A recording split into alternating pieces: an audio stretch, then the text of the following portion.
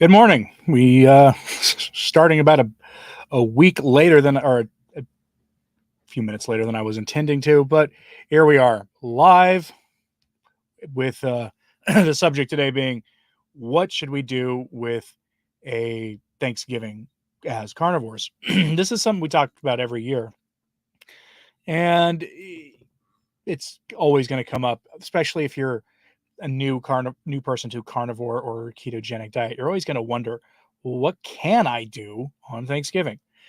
And that's a fair question. I did a video last year on it, but I decided to go live this year, partially because normally I put videos up on Fridays and Mondays as well as Wednesdays.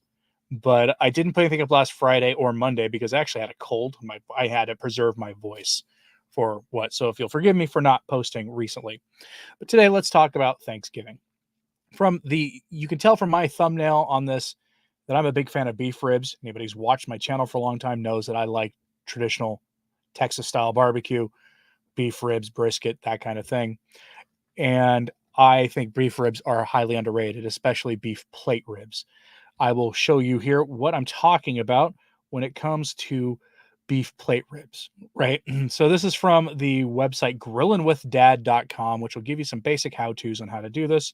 We'll turn their little ad off there. But that's what beef ribs look like when they've been properly smoked. They look pretty great. They are one of the fattiest cuts of beef you'll ever buy. They're also one of the toughest cuts of beef you'll ever buy.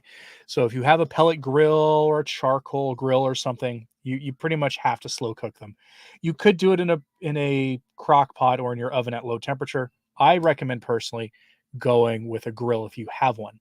And actually, if you don't have one, but it's on your list of things to do, and you have the means to do it right now, a lot of companies have them on sale because it's people for Christmas shopping. So you could also buy yourself a nice little Christmas gift that will then enable you to make this. Now, you may have to go to like a hardware store or Walmart to be able to get one and take it home and put it together in time for your Thanksgiving meal.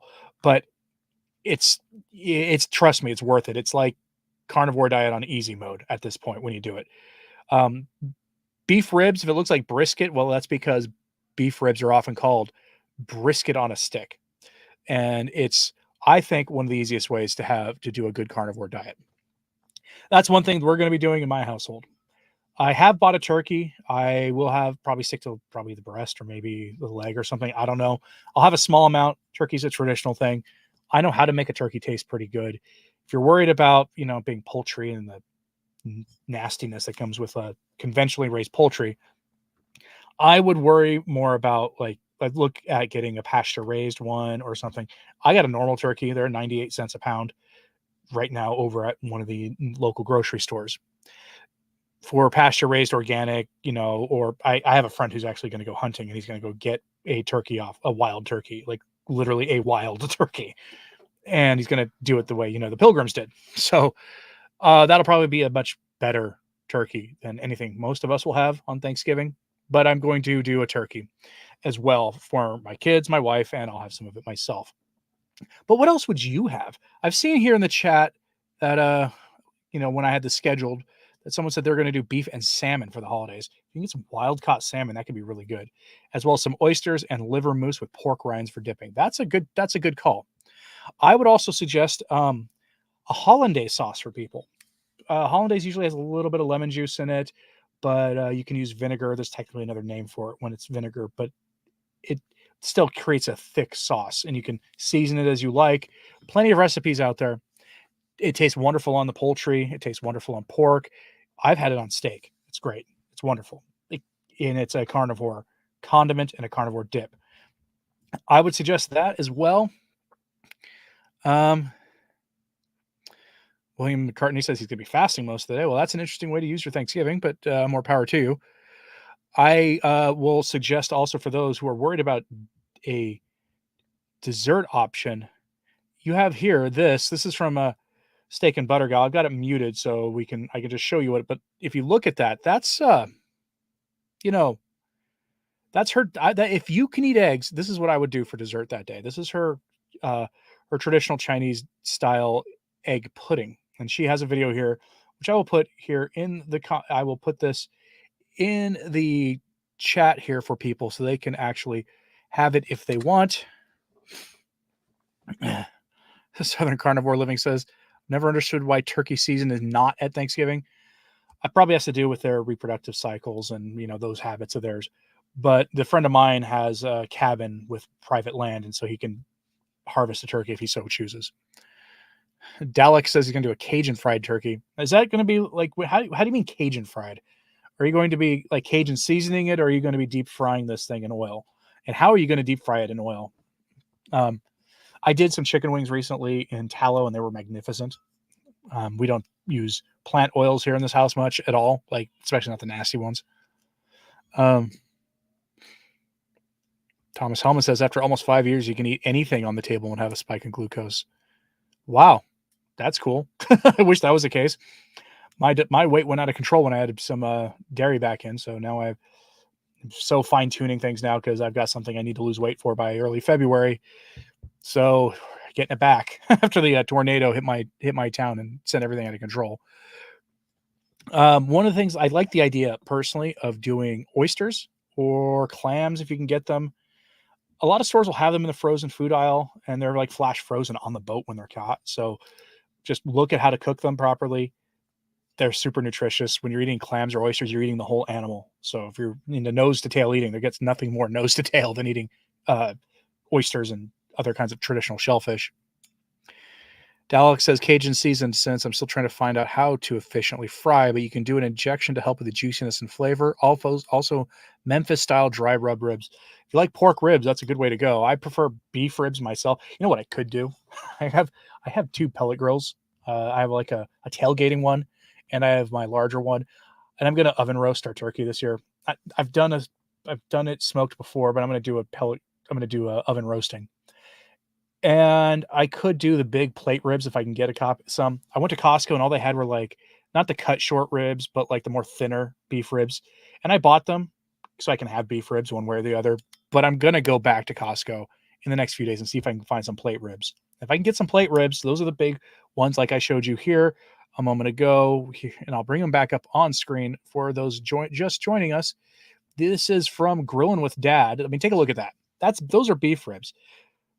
They are one of the greatest things you could ever grill, and they're so severely underrated, and almost no barbecue restaurant serves them outside of the state of Texas. I'm in Oklahoma, which I mistakenly thought was barbecue country when I moved here, and it is. A lot of people have grills, and there's a lot of barbecue restaurants, but they're all cookie cutter. Some are better than others, obviously, but the menus are the same basically anywhere you go. Where I'm at, you can't get beef ribs here, and they're one of my favorite things to cook. They are brisket on a stick. It's a best way to describe it. So that day I'm going to have, brisket on a stick, some turkey breast or turkey leg. I may cook some bacon. That's another thing. I can't eat eggs. So it's why I can do egg yolks, but I can't do egg whites. So it's why when I showed Steak and Butter Gal's egg pudding a moment ago, which there's a link to it in the live chat, her updated video from 2 years ago on how to make it. That would be how I would do a dessert if I could eat eggs, because it does look good. It really does. It looks like an actual pudding, and it's 100% carnivore. But I can't do it because I'm allergic to egg whites, and I don't know if you can just do it with the egg yolks. I'm trying to avoid dairy, so I'm not going to have any dairy at all. But if it didn't matter that much, I would look at making some bacon mayonnaise, mayonnaise from the bacon fat, and then make like carnivore deviled eggs. I'm sure some of you out there could probably knock down 20 of those in one sitting if you wanted to. Opinions on Sam's Club versus Costco for 2023. Okay, so I have memberships at both. The prices for their meat are within like a few cents of each other usually. The difference is, and I've done videos on this in the past, and I should revisit this. Costco doesn't usually have marked down meat, and when they do, it's not marked the way you would expect. It's usually put in an end cap with a special like $5 off at the register like sign on the end cap, not on the meat package itself. Both Costco and Sam's Club meat try not to sneeze. I've got a cold. Oh, there it goes. So, but Sam's Club will often have markdown meat, and I found that their executive level membership or whatever it's called, the one that lets you in at 8:00 in the morning, is worth it simply because of the markdown meat you can buy. And while I firmly believe that people should buy meat from a local beef producer, like a local rancher or cattleman, if you can't do that, Sam's Club is a good choice for getting there at 8 in the morning and getting the markdown meat. I have seen Korean style flank and cut ribs marked down. Those are like one of the best cuts of beef ever. They're, again, beef ribs, so they're super fatty, super delicious, and you just don't go wrong with them. I've seen mountains of marked down ground beef, roasts of all kind. I actually once saw a marked down brisket, I think there. It was great. So I like it for that. Costco is different. It just is different. They have, I think, more lamb and better seafood than Sam's Club does. But they both have great meat selection. Careful the rotisserie chicken. They do put a lot of other stuff in it. Like I've been jonesing for a rotisserie chicken. So I finally bought a whole uncooked fryer chicken, and I'm going to just treat it and season it the way that I can eat and make sure that I know exactly what's in it. And then I'm going to have some of that tonight as a practice for my turkey. Have I ever tried smoking the oysters on a pellet grill? I have not. Part of the reason is I have anything where I'm at is going to be flash frozen, right? If I could get fresh, never frozen oysters, I would consider trying that. Usually, I reserve my oyster eating for if I take my wife to a Brazilian steakhouse that's not far from where I live. They have fresh oysters that are flown in, and they're raw, and I'll have a few of those, and I'll be set. If I meal prep for a week, though, won't the markdown meat go bad? I don't think so. If you cook it, it won't. And if you do, you could put it into a container of some kind after it's cooked and freeze it, and then just let it thaw. I caution people about things like sous vide and those that kind of cooking, which is the best way to reheat pre-cooked meat. Yeah, I'm still wrapping my head around the fact that you can eat anything now without spiking your blood sugar. After 2 years, I couldn't do that. Hold on, I got to black my screen out for a second here. My nose is all right. I got to protect my own dignity there, but it was bad. Like I said, I've got a cold. I'm amazed at the carnivore influencers who haven't gotten sick in years, because I have 3 small children and I get sick. When they get a cold, I get a cold, no matter what. One of the other things, though, that I'm going to suggest for carnivore is, of course, your beverage, sparkling water. This is my favorite brand of sparkling water. Some stores have this at ridiculously overpriced at $3.50 a bottle, but I found a store that has it for $2, $2.50, which is the same as your San Pellegrino, which is my favorite of the sparkling waters otherwise. But this one actually has in its minerals listed as calcium as well as magnesium. So this is good. It's got the magnesium amount, 20% of your daily for a whole bottle. Again, daily requirements are always an asterisk, especially in carnivore where we might be absorbing more than we might otherwise. But for those of you who are like carnivore adjacent, what are you going to have? What are you going to be adding to your meal? Because, bacon and eggs and various kind of meat is one thing, but what are you guys going to be doing? So is anybody here going to be doing sausage?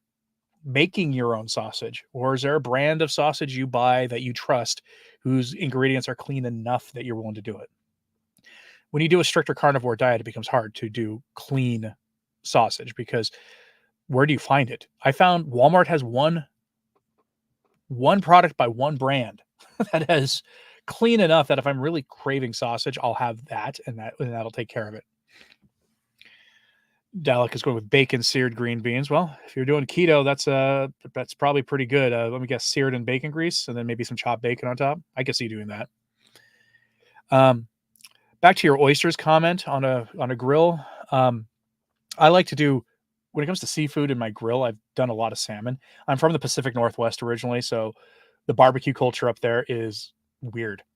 So you'll get, plank smoked salmon, which is fine. That's great. But, then people up there call barbecue things like kebabs, which are not barbecue. They're just not. But salmon in a grill is wonderful. I would like to try other things. I tried shrimp once, and that did not turn out well at all. That was not good. I might try the famous 3-2-1 method with shrimp. It's a method for cooking, or not 3-2-1, but there's the 0 to 400 method. That's what I'm thinking of for chicken wings, where you put the chicken wings in the grill and it's off, and then you crank it to 400. And by the time it gets to 400, after a few minutes at 400, the wings are not only cooked properly, you get the smoky flavor, and the skin is crispy. So if you know how to cook duck, Brian, I am envious, because I don't know how to cook duck. The couple times I've tried duck, it did not turn out well. I am fully able to admit that. I would love to be able to try duck eggs, but other than like one person's house with a sign on the right side of the road that I only ever see at the worst time, I couldn't do it. Again, for those joining us, I have a cold. So if I black out my screen like I'm about to again now, it's because I'm trying to protect my dignity here for a second. One moment. All right, I'm back. So, um, scallops, I do enjoy scallops. I haven't had them in a long time just because of the price, but they're good. I wouldn't put them in a grill or anything necessarily unless you find some really expert like pit master showing you how to do it, which is not what I am. I can make a pretty good brisket. I can make some great pork ribs as long as you don't like when it comes to pork ribs, I don't like pulled pork on a stick. You know, the fall off the bone stuff, that's overcooked to me. I like them firm and with bite. And I could tell you how to grill that stuff all day, but scallops I haven't done in a grill. But scallops are really nice if you can afford them. And on Thanksgiving or Christmas or some other holiday like that, maybe it's appropriate to spend a little extra money on it. In general, though, I think bacon is one of those things that if you were to have a meat heavy Thanksgiving, you're not going to run into problems at all with like no one's going to complain if you have a pile of bacon. And if you've never seen my bacon video, I have a video on how to cook bacon, and it's pretty solid on like people who have messaged me told me that my way of cooking bacon is great, that they like it. And it's oven baked. The way you get it at a restaurant, it can come out firm and like the cooking process turns it almost red instead of that kind of brownish orange color that bacon gets. This turns it red and it's firm, has a nice bite to it, and you can cook it a little longer, make it crispy, and it collects all the bacon drippings. So you can reserve that for other things. Now, have any of you ever made a carnivore gravy with bacon? Like, and what would you thicken it with? Because I have a challenge here for you because as many of you know, the channel does get some support from the Carnivore Crisp Company, and I have a bunch of this stuff, and I don't know what to do with it. This is grass-fed beef flour. This is made from only grass-fed beef and then Redmond's real salt. What would you use this for? My mind at the holidays goes to gravy. And I'm curious, how would you do that in keeping it carnivore? This is a carnivore ingredient, and not just because it says carnivore crisps on it. I wouldn't, bring their products onto my channel if I didn't trust it. But because it's literally just made with grass-fed beef and Redmond's real salt. What would you use this for? Some I've seen make bread out of the chicken one. It's not my thing really. But gravy at the holidays, it's one of those things that weirdly I miss more than anything else. No other time of year do I care about gravy, but at the holidays, I'd like to put some gravy on my turkey or whatever. So how would you make this into a gravy, especially if you can do it dairy free? That's the key for me.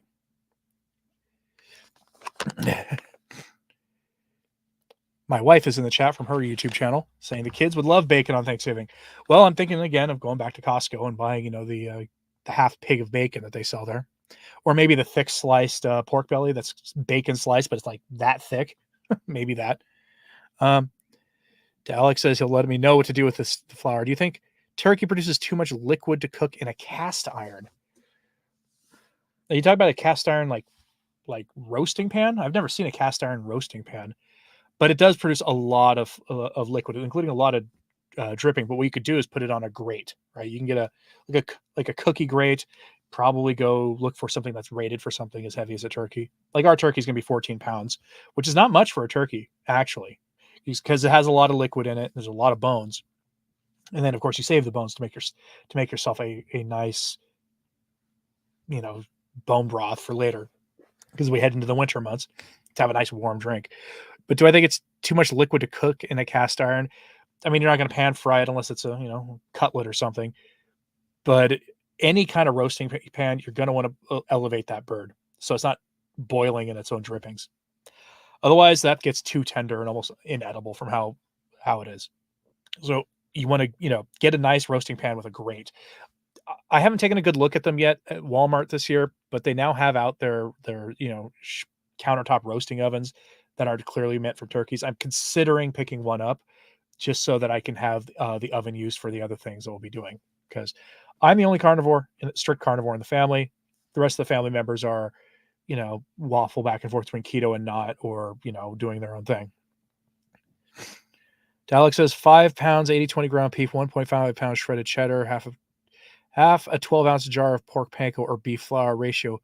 So what does that do? Make them to small patties, and you have cheeseburger bites or just burger if you're not on cheese. 90-10 is not flavorful enough. For breakfast, I had some ground beef, some dried ground beef.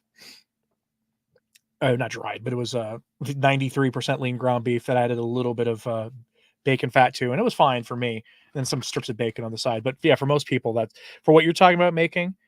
You would make with this product, Carnivore Crisp Grass, their flour. You would take. Okay, I'm going to just screenshot that because I will put that on screen here for people because I think that could be very useful for most people. The idea, because beef flour, this one has confounded me as a product. I'm not usually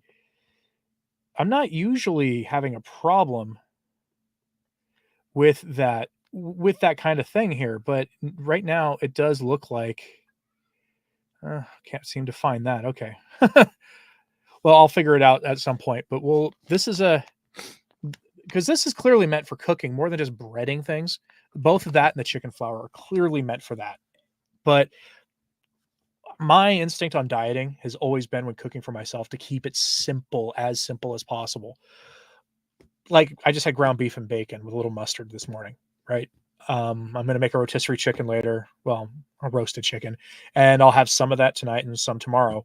But otherwise, I keep it simple, which is why I like Thanksgiving is always fun because that's try to go be more than simple. That's the beef ribs that I'm going to do, which can take 8-9 hours to cook. The turkey that I'm going to roast in the oven, which will take probably 2, 3, 4 hours. It's a 14-pound turkey, so I'll need to look up the cooking time.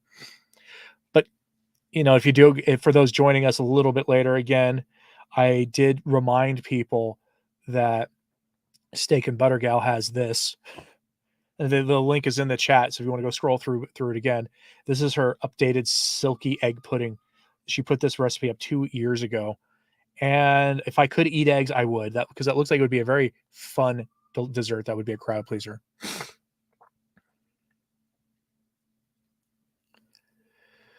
The breaded beef bites are very calorie dense for people who do OMAD. Like split that into 6 servings, and you're talking 1,800 calories.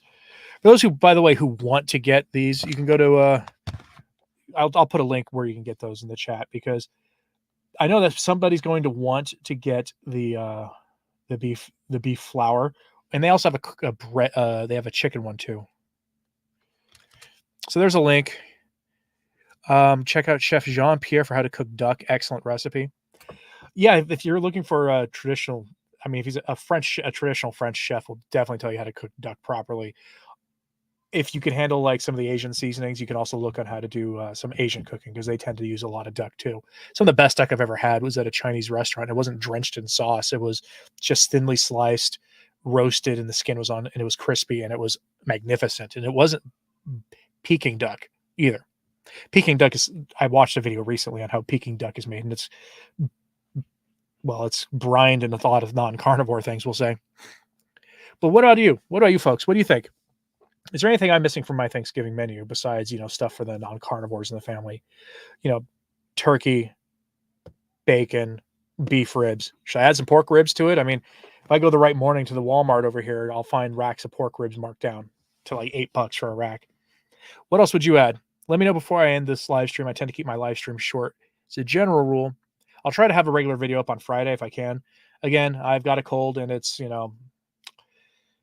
I'm in the recovery phase. My voice isn't going out anymore like it was Friday and Saturday. But if you have nothing else, any other questions or any comments about Thanksgiving from a carnivore perspective, how about brown butter bites? I've never made them. I keep seeing people say they taste like candy. I've never made brown butter bites, so I don't know. Whole Foods has deals on baby back ribs for $6 per rack. The nearest Whole Foods is about 45 minutes away. I spend more money on gas than the difference between that. But on the flip side of that, if a Whole Foods is a bit of a drive like it is for me, Whole Foods also has a lot of other things too that might make a drive worthwhile. Like if you can do dairy, if cheese is going to be part of your carnivore Thanksgiving and Christmas, they have wonderful cheese, imported cheese from England, cheese from France that you can't get anywhere else really. You can find caviar and other fish roe, so fish eggs. Wonderful. Wonderful. I can eat fish eggs. I actually almost want to go to Whole Foods to get some of that for Thanksgiving and just have that.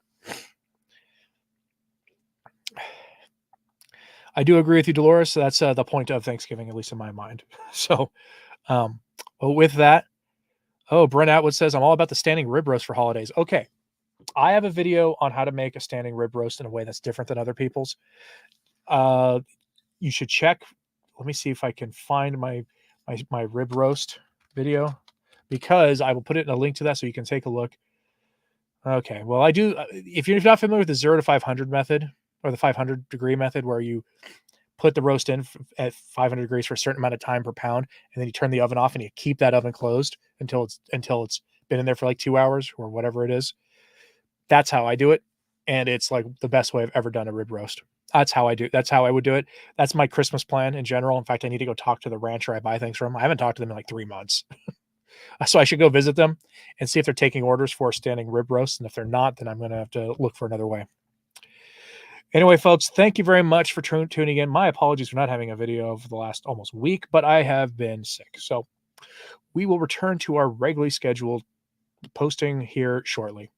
Thanks for tuning in, folks, and you have a great day.